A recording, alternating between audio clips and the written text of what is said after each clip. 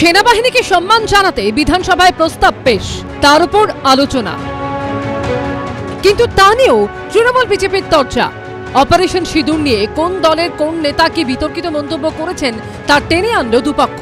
শুভেন্দু অধিকারী বলেন, আপনাদের বিধায়করা বাইরে যে মন্তব্য করছেন সেটা মেনে নেওয়া যায় না। ফিরহাদ হাকিম বলছেন, উদয়ন গুহ বলেছেন আগে চায়ের ব্যবসা করতো, এখন সিঁদুরের ব্যবসা করে। কেউ বলেছে অপারেশন নাটক, পাকিস্তানের সাথে সেটিং হয়েছে। কেউ কেউ আগে হয়তো চায়ের ব্যবসা করতেন, এখন তারা কেউ কেউ হয়তো সিঁদুরের ব্যবসা করছেন। কিভাবে সিঁদুর খেলা শুরু করেছে বিজেপি সরকার, গোটাটাই যুদ্ধ খেলা, গোটাটাই নাটক, পাকিস্তানের সঙ্গে ফিটিং করেছে।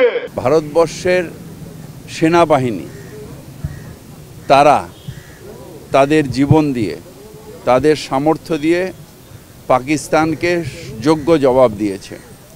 এখানে প্রধানমন্ত্রীর কোনো বড় কিছু নেই, বরং একটা বড় দেশের ভয়ে সেনাবাহিনীকে আটকে দিয়েছে কাপুরুষের মতন। সেটা অন্যায়।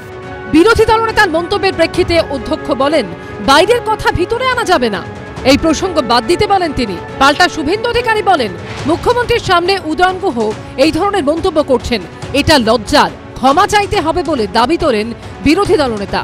বিজেপির পাল্টা মুখ্যমন্ত্রী বলেন, মধ্যপ্রদেশের এক নেতা বলছেন মেয়েরা কেন সামনের সারিতে লড়াই করবে, এই কথা মেনে নেওয়া যায় না। যে জঙ্গিরা এলো, কিভাবে এলো, কেন ধরা পড়লো না, কি করে জঙ্গিরা ভেতরে ঢুকলো, তার উত্তর চাইতেই হবে। এতজন মানুষ কি করে মারা গেল, উত্তর দেবেন না প্রধানমন্ত্রী? वहां पर जो हमारी वीरांगनाएं बहन थी जिनकी मांग का सिंदूर छीन लिया गया, अगर उन्होंने अहिल्याबाई का इतिहास पढ़ा होता तो उनके सामने उनके पति को कोई निरपराध इस तरह से गोली नहीं मार सकता था, चाहे वो भी शहीद हो जाती।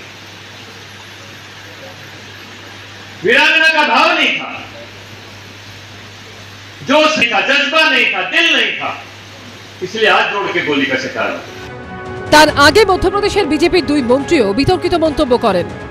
जिन्होंने हमारी बेटियों के सिंदूर उजाड़े थे, वही कटे पिटे लोगों को हमने उन्हीं की बहन भेज करके उनकी ऐसी की तैसी करवाई। उन्होंने कपड़े उतार के हमारे हिंदुओं को मारा, और मोदी जी ने उनकी बहन को उनकी ऐसी की तैसी करने हमारे जहाज से उनके घर आए। यशस्वी प्रधानमंत्री जी को हम धन्यवाद देना चाहेंगे, और पूरा देश की वो सेना, वो सैनिक उनके चरणों में नतमस्तक है।